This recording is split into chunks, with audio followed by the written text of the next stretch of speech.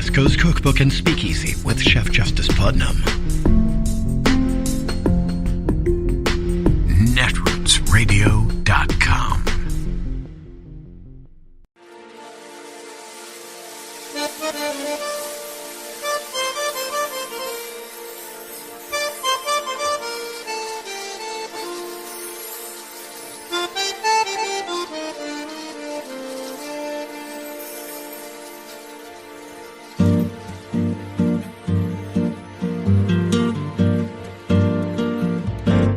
Je voudrais du soleil vert, des dentelles et des théières, des photos de bord de mer, dans mon jardin d'hiver.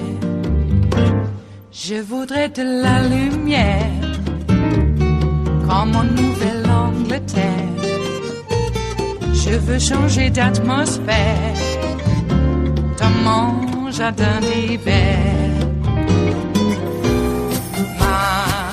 Ma fleur sous la pluie de novembre, tes mains qui courent, je n'en peux plus de t'attendre. Les années passent, il est loin, là je tombe.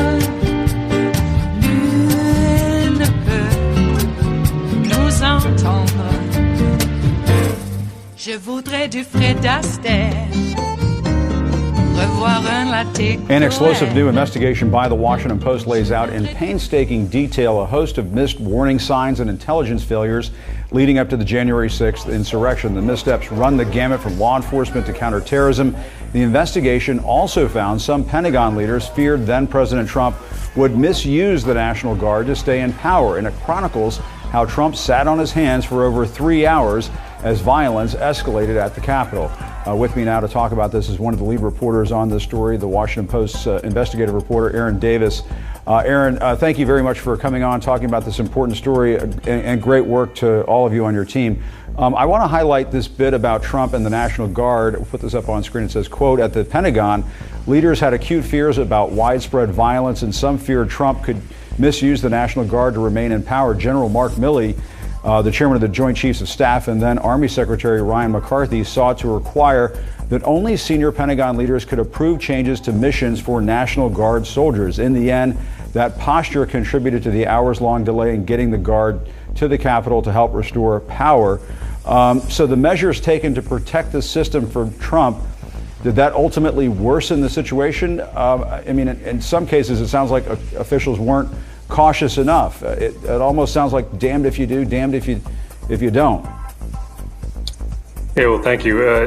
On this particular point on the Pentagon side of things and the National Guard, they had previously said that they were worried about a repeat of June 1st of last year in Lafayette Square and the protesters there that were racial justice protesters who clashed with National Guard and federal law enforcement. And they just didn't want to end up in a situation like that again. They feared that. But in fact, and speaking in much more greater detail with many senior folks at the Pentagon, there was another concern animating their decision to pull back. And it helps explain what was so confounding, or one of the points that was so confounding on January 6th, was why did it take the National Guard to get so long to get to the Capitol? And we did find that in part to insulate the Pentagon from becoming a factor that day, from having military soldiers somehow involved with helping the president stay in office. The chairman of the Joint Chiefs of Staff, the Army Secretary, they did put restrictions on the Guard. And these were very specific. They couldn't have any weapons, of course, but no shields. They didn't even have Humvees.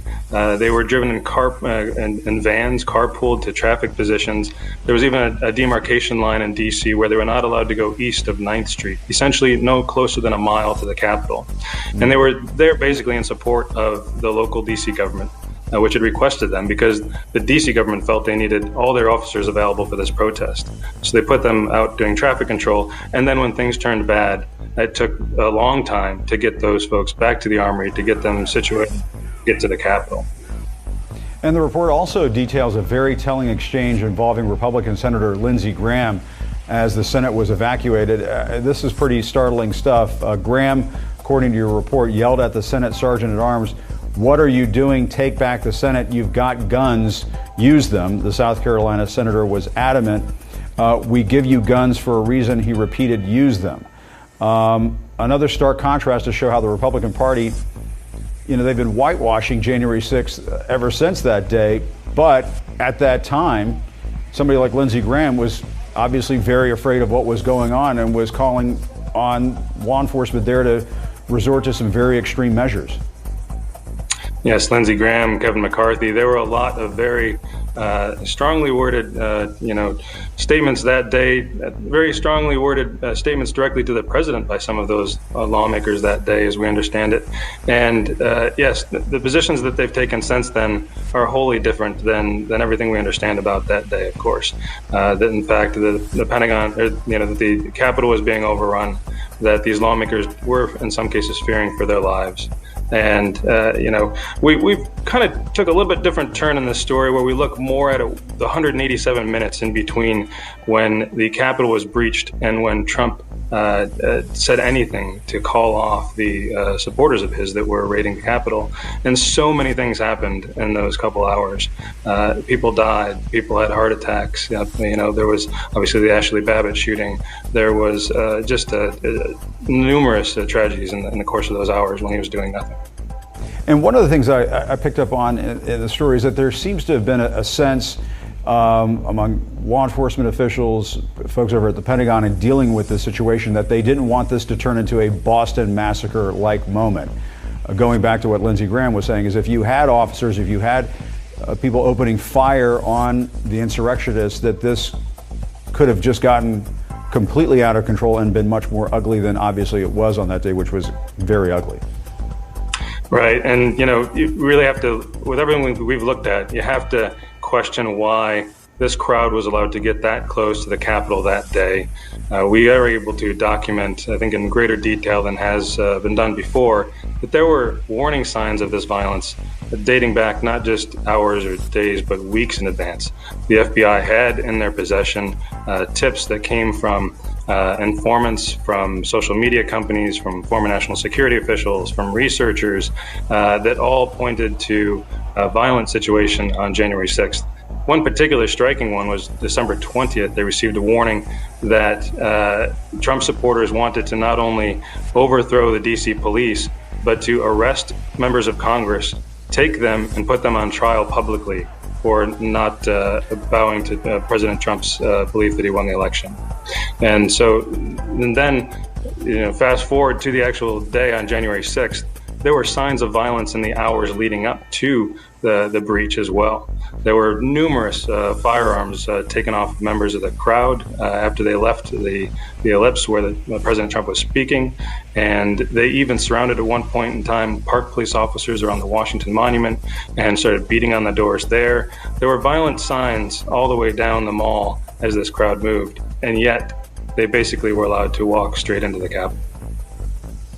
Just unbelievable. And that scene at the Washington Monument, again, if folks should go and read this very extensive report that you guys have put together, but the scene at the Washington Monument is one that I don't think a lot of Americans have focused on, that there was big trouble there at the Washington Monument in addition to what was about to take place at the Capitol.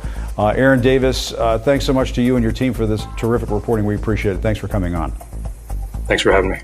All right, we appreciate it. Joining me now is former Defense Secretary and former CIA Director Leon Panetta. Secretary Panetta, thanks so much for being with us. There's so much to unpack. It's been hard to get our heads around what happened on January 6th to begin with, but this very explosive Washington Post report, I think we have to take some time to talk about this. It included this online posting that referenced the killing of Capitol Police. We put this up on screen. Please be in D.C. armed on the 6th. You might have to kill the palace guards. Are you okay with that? Read one comment. Another said, drop a handful, the rest will flee. This is some of the chatter that was picked up and put in an FBI memo that was shared with some in law enforcement. What is your sense of this, Secretary Panetta? Did we miss kind of some 9/11 style warning signs here before January 6th? I know that January 6th and 9/11 very different days, but the intelligence that was missed prior to that fateful day, there do appear to be some parallels. Jim, I don't think there's any question that there was a total breakdown in terms of preparing for that day. And it happened in a number of areas. It happened with the Capitol Police. It happened with the FBI. It happened with the Pentagon. All of these areas just were not planning for the terrible contingency that we saw happen, even though there was intelligence, even though there was clear evidence that trouble could erupt, even though they knew that the Capitol was in danger. They just did not take the steps necessary to prepare for what happened. And so as a result of that, in trying to then react and be able to respond, they made a lot of mistakes. And according to the Post, there were real concerns that Trump would use the National Guard to stay in power, that troops would be baited into a Boston massacre type of situation. Ultimately, those fears meant that the National Guard wasn't standing there at the Capitol ready that day. Is that a decision that you would have made? Well, I don't think there's any question that the National Guard should have been pre-positioned up on Capitol Hill. They should have been working with the Capitol Police to basically surround the Capitol and protect the Capitol. And there just was none of that. And as a result of that, the crowd almost had its way in terms of going through the barriers and then attacking the Capitol. Why those steps were not taken, why there wasn't greater preparation, why there wasn't at least the steps taken to try to send a message to the mob that they would not be able to reach the Capitol. All of that obviously needs to be investigated. I'm glad the reporters are looking at the situation, but I think the American people are entitled to find out why there was a collapse of authority at the very moment when we needed it to protect the Capitol. It is Monday, the 1st of November of 2021, and you are in West Coast Cookbook and Speakeasy. I am your chef de cuisine, Justice Putnam. Gunner the English Bulldog is our snoozing sous chef, and our daily special is River City Hash Mondays. Yeah, I can get it out. It's only Monday. Well, there was a World Series game, and Donald Trump booked himself. Yeah, and then it goes out and tells everybody, oh yeah, Major League Baseball asked me to come. No, he called up Major League Baseball and said he was coming. And look out, Donald Trump's on his way. So they gave him I guess the presidential suite, because that's what they do. Anyway, Trump, as usual, just pretty much crashed the World Series, as he usually would crash other events to, get his face in the papers, on the TV. He's notorious for this, all right? But he did this specifically so he could get a photo op of doing the tomahawk chop thing there and chanting, oh, whoa, whoa, whoa, whoa, whoa, whoa, whoa. Cut it out, man. But, hey, he's got his Nazi white supremacist base, and there's about 73 million of them. I know you would say, well, not all of them. Some of them are actually good Republicans, and I would agree. They are good Republicans, and I know that there are some who've heard this before. That's the problem with comedy. You need a new audience a lot, so they don't hear your same jokes over and over and over. But good Republicans are just like the good Germans of old. And some people will say there's no such thing as a good German. Well, it's a facetious statement. A good German was one who was compliant. Oh, maybe they didn't really join the Nazi Party, but they didn't do anything against it either, because they were good Germans. I'm just going to work. And Hannah Arendt called that the banality of evil. I couldn't care about, or I couldn't allow myself to care about those 6 million Jews that we took on trains in the concentration camps so they could be gassed and then cremated. I had a job to do. It was my job. All right. The banality of evil, because it's so banal. And very few put their heads up and said, I'm not giving the Nazi salute. And usually what happened, the who I would call the Übermensch German, the ones who don't do the Nazi salutes, well, they would get put on the Eastern Front. Probably without adequate clothing and a weapon. Find your way. Okay, I guess I'm not finding my way back. And then they would take his family and put them in concentration camps, and that's exactly what happened to that one German who did not salute the Nazi salute. Very famous picture. So we need more than just one to stand against this, hostile takeover of the United States of America. They're telling us it's not personal, it's business. Well, to them it is personal. Yep. And once again, if you see one of those black-toned American flags in your neighborhood, I would be preparing myself. Make sure all the locks are set.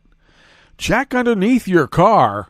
You never know what might be planted there of the explosive nature. I'm serious. That flag means that they want to kill you for being a traitor to America, being part of a cabal of baby eaters. And I guess we all run the banks, too. Jesus. This is where we are, all right? 73 million people are under some sort of mass hysteria. And the New York Times then purports to interview a Democratic voter who decided, I'm voting for Youngkin. Jesus Christ. Then it turns out that that supposed Democratic voter is actually a registered Republican and wrote an anti-critical race theory screed in Quillette just 2 months ago. And this particular New York Times reporter, I know I'm just going right through into it, but it's Monday. That's how we do it. Get the wind into our sails. Anyway, this reporter, instead of acknowledging the mistake, or just that, hey, I was taken advantage of too by these Nazis. No, he's doubling down. Won't admit the mistake.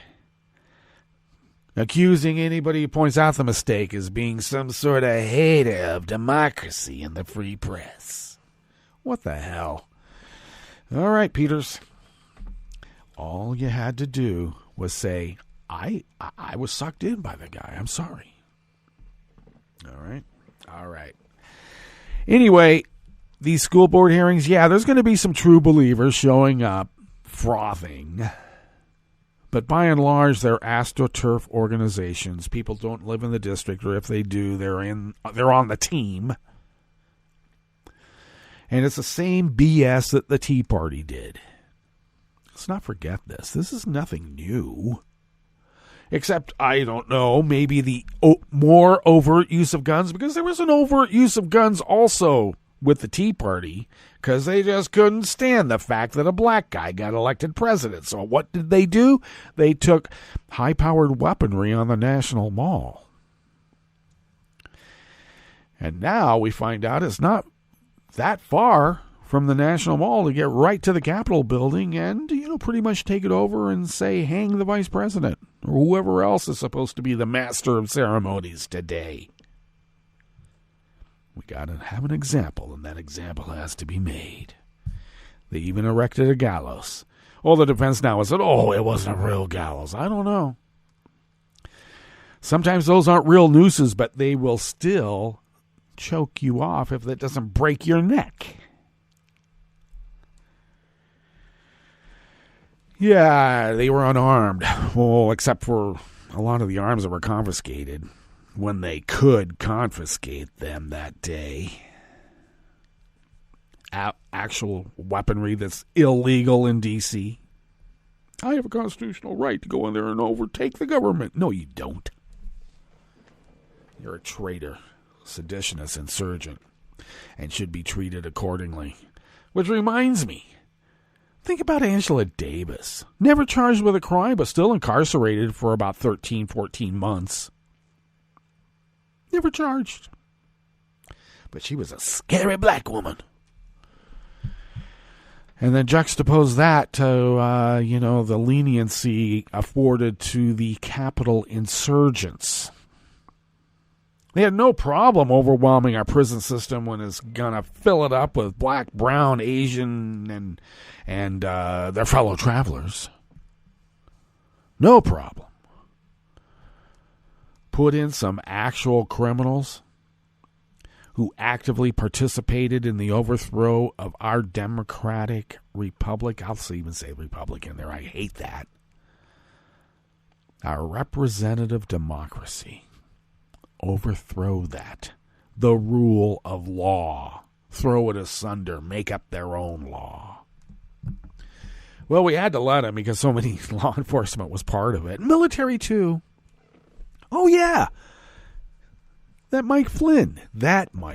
Why is he not in jail? They put Angela Davis in jail for over 13 months. No charge. But Mike Flynn gets to go out there and threaten people. So now we're hearing the stories of Flynn's involvement on January 6th in the active terrorizing of actual electeds to overturn a duly appointed or certified election.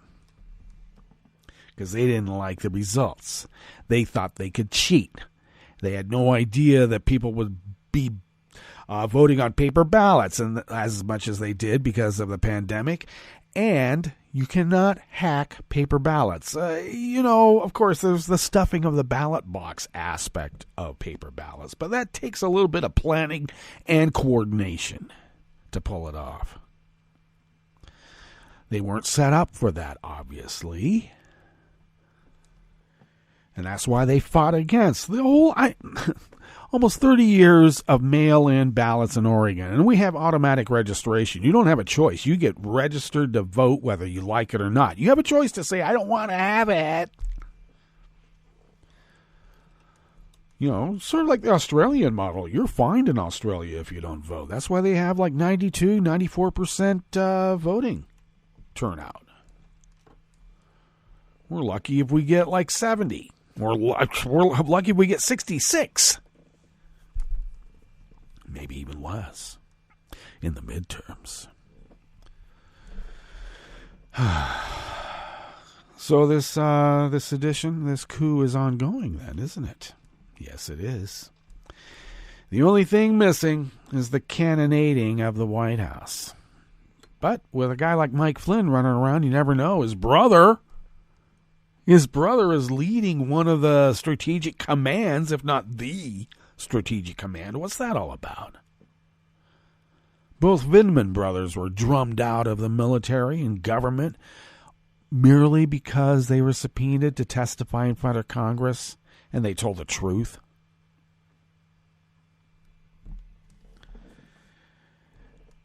Come on, Merrick. How about, a little bit of tit for tat? This isn't a political gambit. I know politics are involved. Of course it is. But this is the rule of law. Angela Davis was in jail, held without charge for over 13 months. And we still think of her as being, well, not we. I say we in the general royal we. Because we certainly don't believe that Angela Davis is a pariah to America. We believe that she's a great hero who exposed America and that we have to be better. That's all the Black Panthers were talking about. Let's be better. Oh, you don't like a bunch of black guys marching around in formation with weaponry? Well, then tell the KKK to stop their midnight rides. And tell the cops who are KKK supporters or sympathizers. Notice how close that is to what's going on now.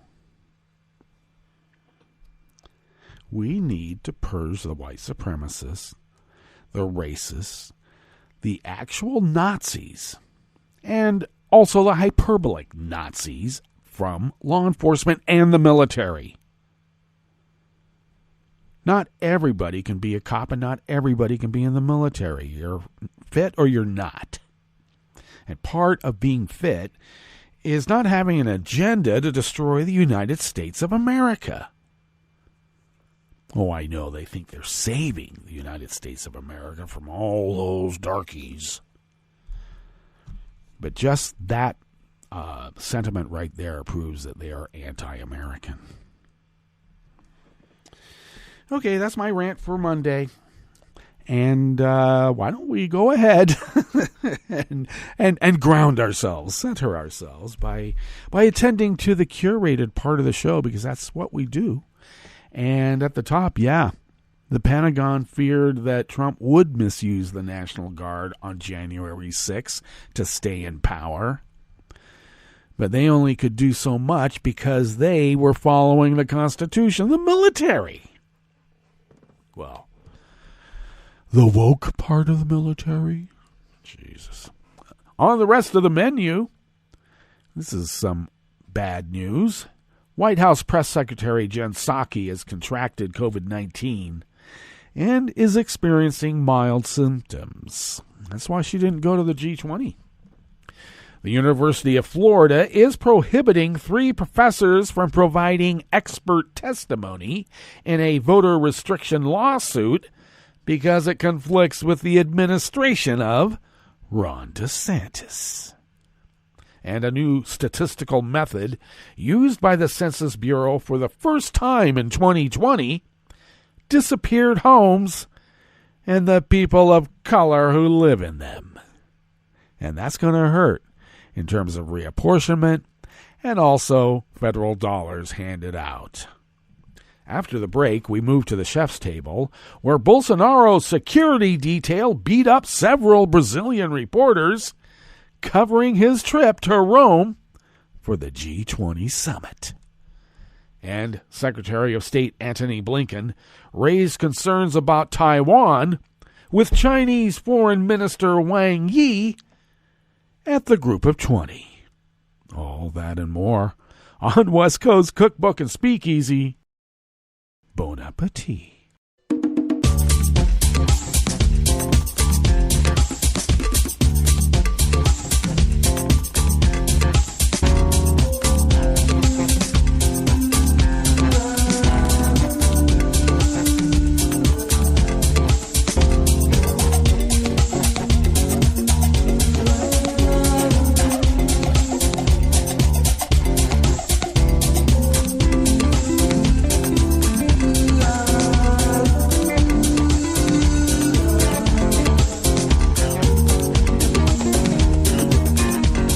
Near the bottom of our homepage at netrootsradio.com, to the right of the page is the chat room link, and the chat room is monitored by Kelly Lincoln. And thank you, Kelly. I will reiterate once again, Kelly is really busy in real life, and we do appreciate everything that she does for the station here, and thank you. Thank you, Kelly. If you would look across the page, well, near the bottom of our homepage at netrootsradio.com, if you would look across the page to the left, there is the Patreon link, and if you could afford to send us what you might spend on an espresso-type coffee drink and send those funds to us once a month, we will pool those dollars with ones that we pulled out of our own wallets and others who have been as generous as you. And with that, we will then stretch those dollars beyond compare, pay our bills, fly under the radar, and continue to resist this, as I mentioned, hostile takeover of the United States of America by dark forces arrayed against the light of good. Indeed. So thank you for your generosity. It's I got to tell you, end of the year, and already they're raising the bills again. How dare they? And software needs to be upgraded. Machinery needs to be as well. So thank you for your generosity. We will keep this little powerhouse of resistance resisting, because it's our civic duty, as the founders originally intended so many, many years ago. If you would like to follow Netroots Radio on Twitter, you can do so at Netroots Radio. Tom takes care of that. And thank you, Tom, who is equally as busy in real life. Thank you for everything you do. Follow me on Twitter at Justice Putnam, all one word. And I post the show notes and links diary, incidentally, on Daily Co's about 10 minutes before showtime. Then I get that linked up on Twitter and those other social media platforms. Not in the metaverse yet. I'm not going to be a cartoon icon. I just won't. We'll see. But yeah, it goes there in their original format, as one is wont to do. Anyway, do that. Follow me on Twitter for those show notes and links, diaries, because that's where the real reportage is. Follow the show on Twitter at Cookbook West. And please do pick up podcasts by way of Spreaker, Stitcher, TuneIn, iHeart, YouTube, iTunes, and wherever podcasts can be found. Okay, got through that rigmarole. Oh, I guess arguments have been going on for a while here in SCOTUS for you-know-what. Does Texas have the legal right to assign just anybody to be a vigilante anywhere in America to keep a woman and anybody who might help her from going to a doctor? I guess so. Boy, this Supreme Court's going to be the death of the earth if they're not careful. Jeez. This first offering here in the Bistro Cafe of West Coast Cookbook and Speakeasy is out of the Associated Press by Amr Madhani and Zeke Miller. White House Press Secretary Jen Psaki said yesterday, Sunday, she has contracted COVID-19 and is experiencing mild symptoms. Psaki, age 42, said she was last in contact with President Joe Biden on Tuesday when she met with him in the White House, where they were more than 6 feet apart and wearing masks. Biden, who is tested frequently, last tested negative on Saturday, according to the White House. Psaki did not accompany Biden on his trip abroad to Rome this weekend for the Group of 20 summit and Glasgow, Scotland on Monday for a UN climate summit. Psaki had planned to travel with the president but scrapped the trip just as he was set to depart for Europe after learning that members of her household had tested positive for COVID-19. Since then, I have quarantined and tested negative via PCR for COVID. On Wednesday, Thursday, Friday, and Saturday, Psaki said in a statement. However, today, which was yesterday, Sunday, I tested positive for COVID. Psaki, who is fully vaccinated, said she is only exhibiting mild symptoms. I got to tell you, I think I might have experienced mild symptoms, but they weren't any fun. Mild maybe for COVID. They were not fun, I just got to say.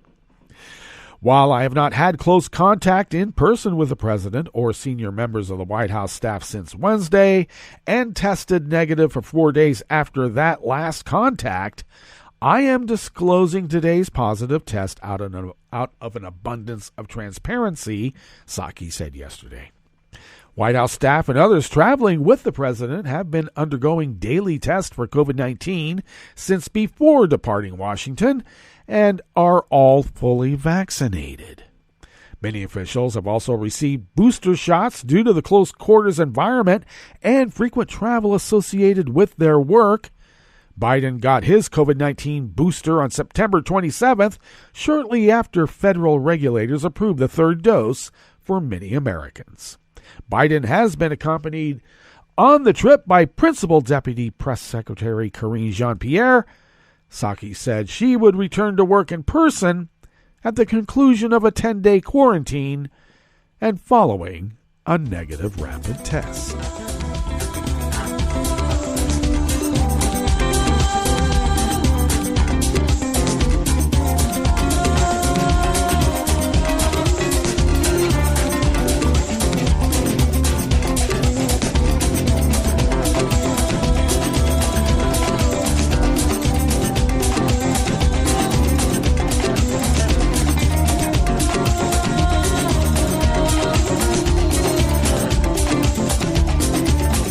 Mike Schneider of the Associated Press brings us this next offering here in the Bistro Cafe of West Coast Cookbook and Speakeasy. River City Hash Mondays.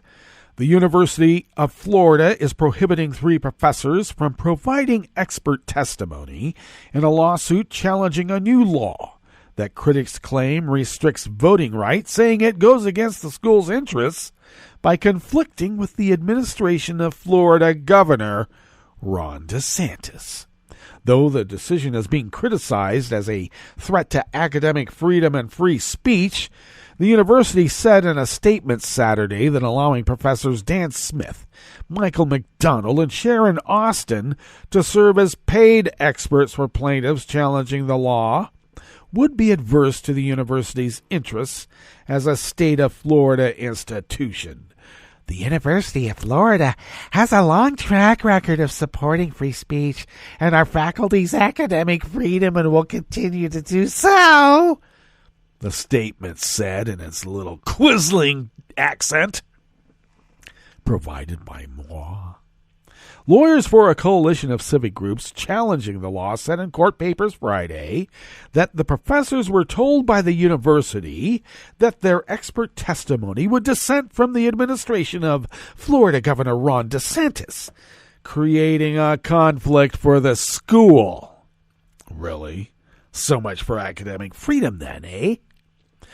UF will deny its employees' request to engage in outside activities when it determines the activities are adverse to its interests. As UF is a state actor, litigation against the state is adverse to UF's interests. According to an email from an assistant vice president in the same quisling accent at the university to McDonald that was filed with the court documents. Another university official said in an email to Smith that outside activities that may pose a conflict of interest to the executive branch of the state of Florida create a conflict for the University of Florida. Really? Is this Nazi Germany? This is what happened in Nazi Germany, you know. Attorneys for the professors said Saturday that they would take legal action claiming violations of the First Amendment and academic freedom if the school does not reverse the decision. Well, they have somewhat modified their decision and said that the professors can testify as long as they're not paid and they don't call themselves experts.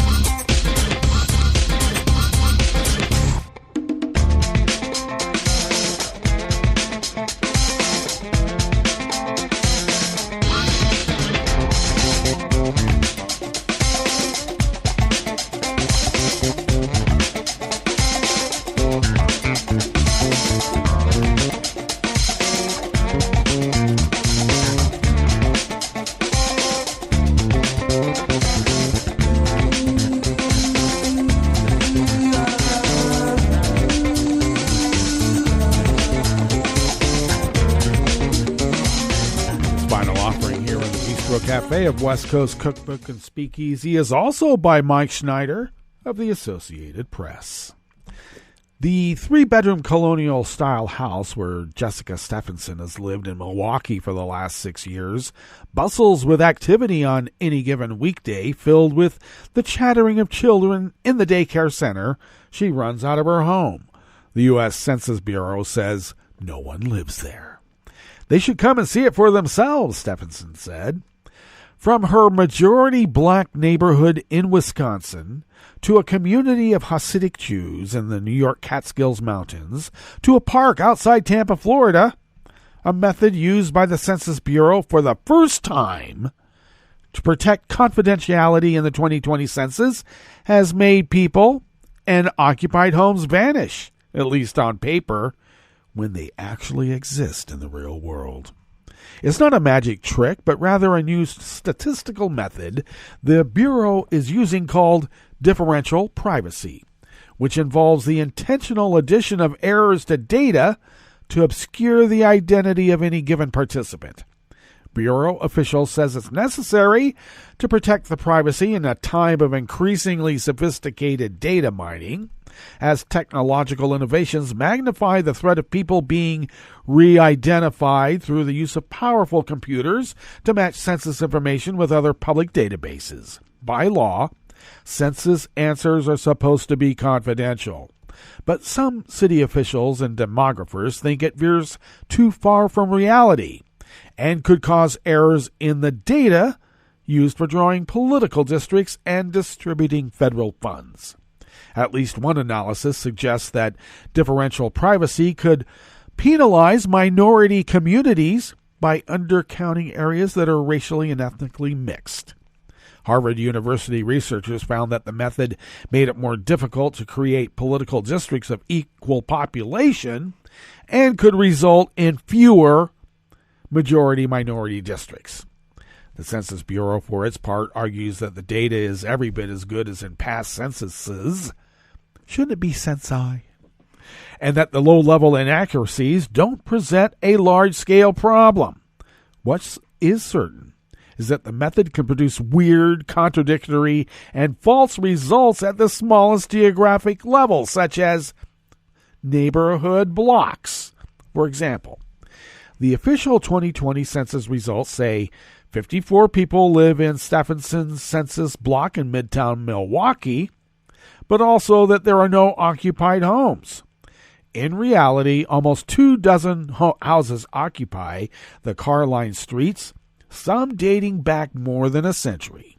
48 of the residents living in the block are black, according to the census, though it's difficult to know for sure, given the whimsy of differential privacy.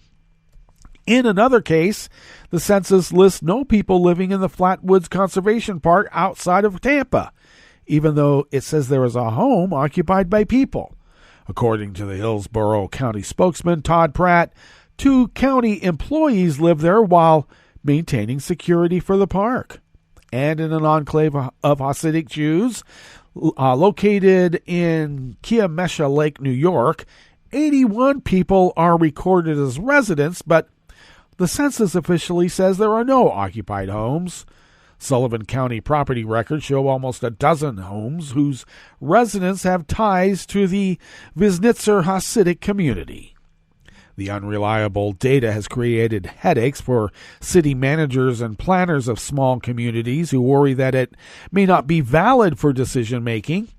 Eric Guthrie, a senior demographer at the Minnesota State Demographic Center, said he has been contacted by half a dozen city managers from around the state who were concerned about potential impacts to state and federal funding. I explained to them that there's not a method for correcting it, that is not an error in the traditional sense, Guthrie said. The bug is there by design.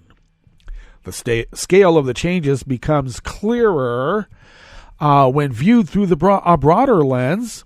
For Florida, the nation's third most populous state with more than 21 million residents, the 2020 census listed 15,000 neighborhood blocks as having a total of 200,000 residents, but no occupied homes. On the flip side, 1,200 of the state's 484,000 blocks were listed as having occupied homes but no population, according to Rich Doty, Geographic Information System Coordinator and Research Demographer at the University of Florida's Bureau of Economic and Business Research. I wonder if he's going to get in trouble. We expected these anomalies, and we were warned about this by the Census Bureau and other states, Doty said. We just didn't expect this many. Ahead of the release of census data used for drawing congressional and legislative districts in August, Acting Census Bureau Director Ron Jarman warned that his application could produce some fuzzy figures at the neighborhood block level and urged data users to combine blocks to get accurate results. But the Bureau also says that despite the implementation of differential privacy, the quality of the 2020 data is not worse than previous censuses based on measurements of data quality. Now, that claim is hard to evaluate since the raw data, without the application of differential privacy, is not being made public We have to take their word for it, Stephen Rayer, a University of Florida demographer, said. Using test data, the Harvard researchers found that differential privacy was more likely to undercount mixed race and mixed partisan precincts, yielding unpredictable racial and partisan biases because it prioritizes the accuracy of the population count for the largest racial group in a given area. Our findings underscore the difficulty of balancing accuracy and respondent privacy in the census, they said in a report. The Census Bureau disagrees, and so far, the courts have found no reason to stop it. Well, that brings us to our break, and when we get back from our break, we will go through weather from around the world, and we will finish up with the stories that we've curated for you today. You are listening to West Coast Cookbook and Speakeasy, and we will be right back. You are listening to netrootsradio.com. Please hang up and try again.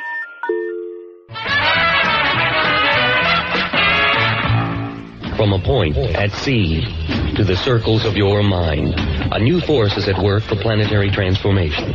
New radio for a new Earth.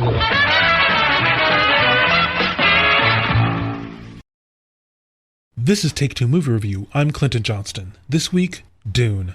Frank Herbert's Dune is one of the most popular and most revered science fiction novels of all time, and within a few years of its publication, people were talking about film adaptations. But the book was too complex, too philosophical. It had a major battle and giant monsters. It was just too big. Now, 40 years and one attempt that director David Lynch all but disavows later, we may just have the movie production infrastructure, i.e. the epic trilogy, the technology, and the director to produce the adaptation that many feel this work deserves. One thing's for sure, we're all going to have to learn how to pronounce Denis Villeneuve. Denis Villeneuve of Sicario, of Arrival, of Blade Runner 2049 has stepped up to Dune and made a confident and solid version of the legendarily unadaptable masterwork, as if to say, I don't know what all the fuss has been about. It's got the Villeneuve touch, muted colors, a pensive pace, and tortured brooding characters. There's no flash to this Dune, no cheese. It's not space opera. It's a morally dirty neo-feudal world, and so the tech is allowed to be filthy and scuffed while being shaped in a styled utilitarianism. The costumes are elaborate but not ostentatious, royal but worn. So yeah, there are aristocrats in an interplanetary empire, but these are hard people living hard lives. Most interestingly, Villeneuve employs a compositional strategy in which people are constantly shrouded by smoke, by mist, by sand, by veils, by masks, by personal force fields, even by light itself. This strategy represents how everyone is guarded, how almost everyone is holding something in, whether it's secrets or motives or fears or doubts, and that feeds into the engine of the piece, which is tension. Villeneuve and co-writer Eric Roth, revisions by John Spate, give us a series of quiet, tense scenes in order to invest us in the political intrigue and make it mean something when the axe finally falls. This has been Take Two Movie Review. I'm Clinton Johnston. Catch up with us at TakeTwoMovieReview.com and feed us back on our channel on YouTube.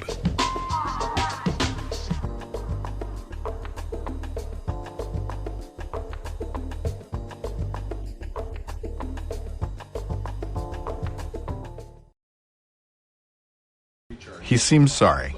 We very clearly told him not to look up there. I'm honestly impressed that he was able to do it. Right? What, did he balance on that big chair? Yeah, I mean, I guess he'll just know what his gifts are this year. I really thought we had hidden them well. If they can find their presents, they can find a gun. 911, what is your emergency? Every day, 8 kids and teens are unintentionally killed or injured by loaded and unlocked guns. Learn how to make your home safer at endfamilyfire.org. Brought to you by the Ad Council and End Family Fire.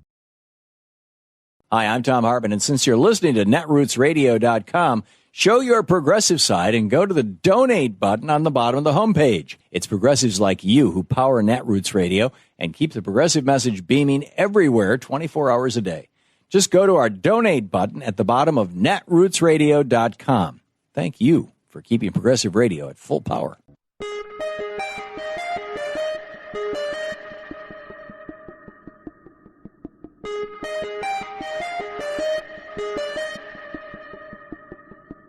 I'm Rick Smith, and this is Labor History in 2.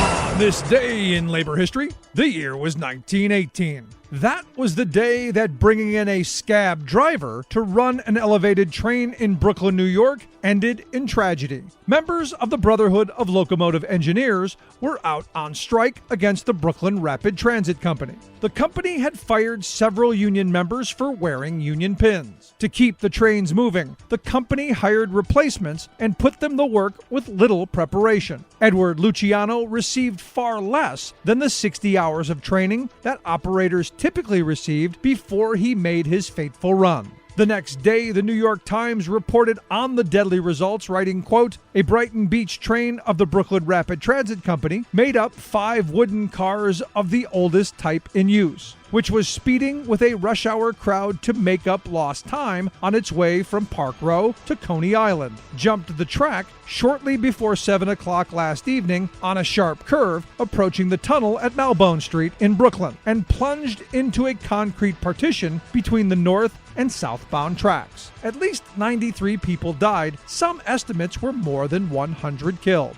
The operator and several company officials were eventually put on trial for manslaughter. No one was found guilty. The company did, however, pay out damages to some of the families. Negotiations between the company and the union would continue until 1920. The union eventually won most of its demands. In the years after the crash, new safety measures were implemented for elevated trains to help guard against human error. Oh, the workers on the SP line to strike sent out a call. But Casey Jones, the union scabby, wouldn't strike at all. His boilers, they was leaking. For more information, go to laborhistoryin2.com. Like us on Facebook. Follow us on Twitter at laborhistoryin2.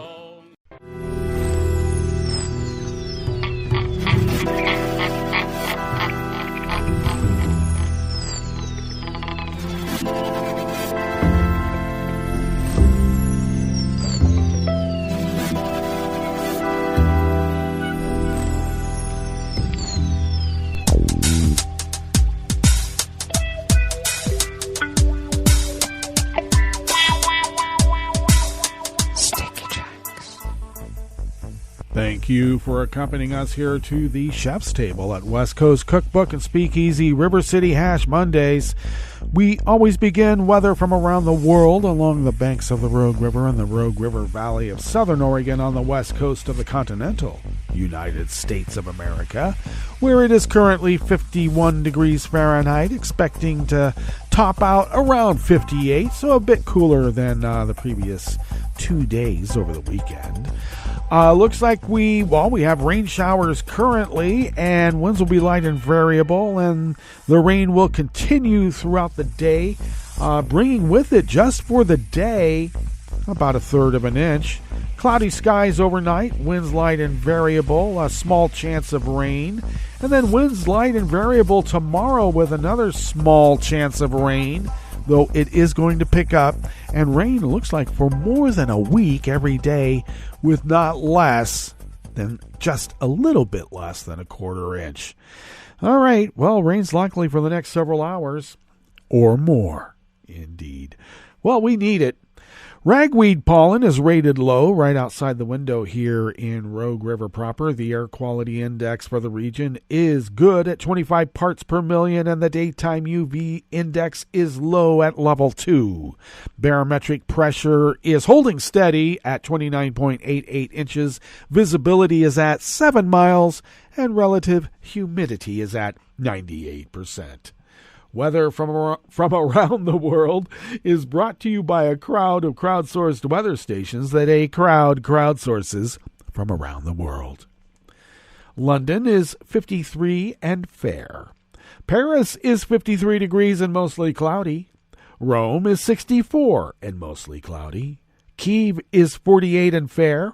Kabul is 47 and clear.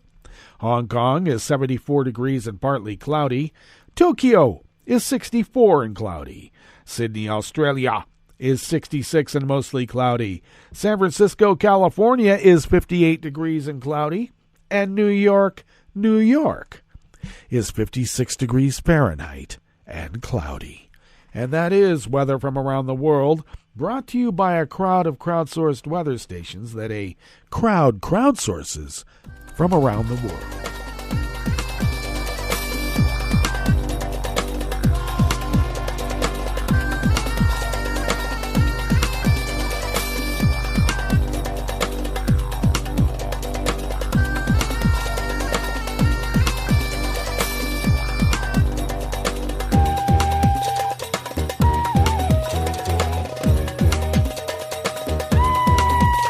Gabrielle Starsgarter of Reuters brings us this first amuse-bouche here at the chef's table at West Coast Cookbook and Speakeasy. Brazilian President Bolsonaro's security detail used violence against Brazilian reporters covering his trip to Rome for the Group of 20 Major Economies meeting, local media reported yesterday, Sunday. The attacks against Brazilian reporters who Bolsonaro has long accused of treating him unfairly and publishing fake news capped a grim weekend for the far-right president. Videos from G20 events showed him as an isolated figure who was not part of the photo taken at the Trevi Fountain with world leaders. Out on the streets of Rome, he was loudly criticized for his handling of the country's brutal pandemic, with critics calling him genocidal. More than 600,000 people have died from COVID-19 in Brazil, the second highest tally in the world after the United States. Bolsonaro has questioned the severity of the virus, shunned lockdowns, sowed vaccine doubts, and pushed unproven cures. Sounds familiar, doesn't it? A Senate panel has recommended he be indicted for 9 crimes related to his handling of the pandemic, including crimes against humanity. The president's office did not immediately respond to requests for comment on the attacks or why he was missing from the leader's photo. The G20 press team also did not immediately respond to requests. Video from the G20 events show Bolsonaro looking isolated. The former Army captain has seen his international support diminish since former U.S. President Trump lost his re-election bid, while Bolsonaro's skepticism toward COVID-19, vaccines, and environmental concerns has won him few friends on the global stage.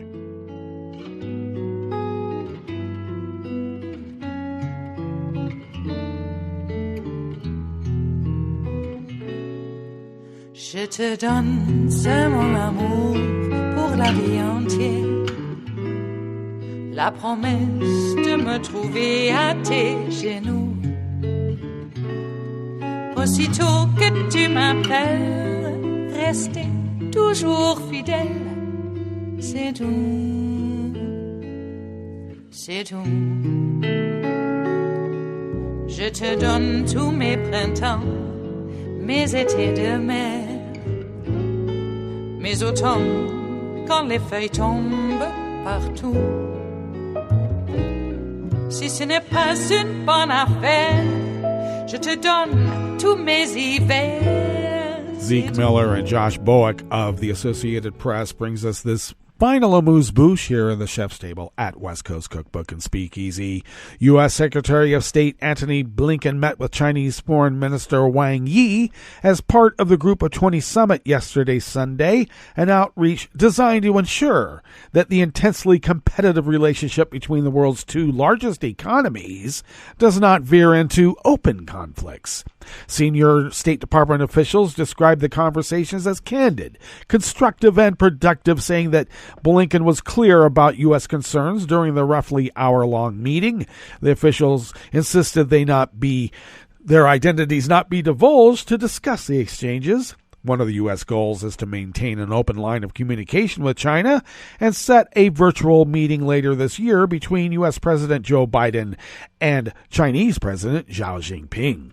A Chinese Foreign Ministry statement said that Wang, while blaming the U.S. for a sharp deterioration in relations, said he would like to establish regular contact with Blinken to exchange views on how to manage the differences between their 2 countries, avoid misjudgments, and explore cooperation. Blinken said that at the meeting that China has increased tensions with regard to Taiwan and that America wants to continue its One China policy, which recognizes Beijing but allows informal relations and defense ties with Taipei.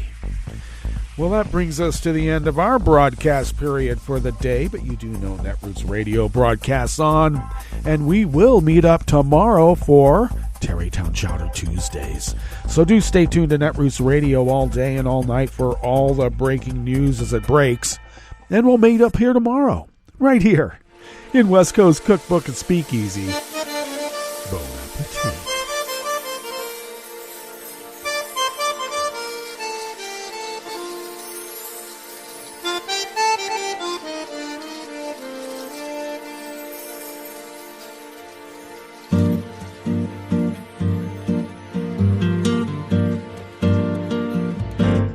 Je voudrais du soleil vert, des dentelles et des théières, des photos de bord de mer, dans mon jardin d'hiver. Je voudrais de la lumière, comme en Nouvelle-Angleterre. Je veux changer d'atmosphère, dans mon jardin d'hiver. Ma fleur sous la pluie de novembre, tes mains qui courent, je n'en peux plus de t'attendre. Les années passent, qu'il est loin, là je tombe. Nul ne peut nous entendre. Je voudrais du Fred Astaire, revoir un latte Goël. Je voudrais toujours te plaire dans mon jardin d'hiver. Je veux déjeuner par terre, comme au long de golfe clair, t'embrasser les yeux ouverts dans mon jardin d'hiver.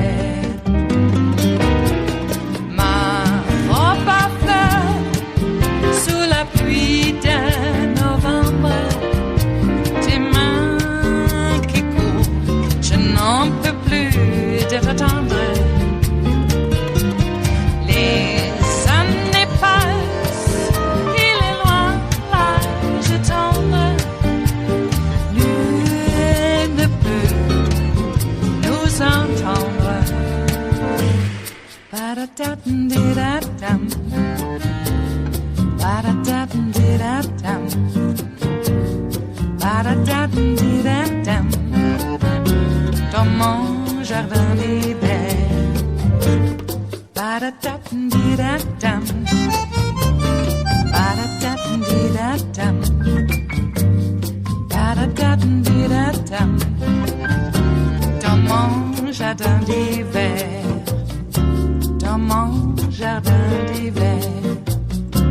Dans mon jardin d'hiver.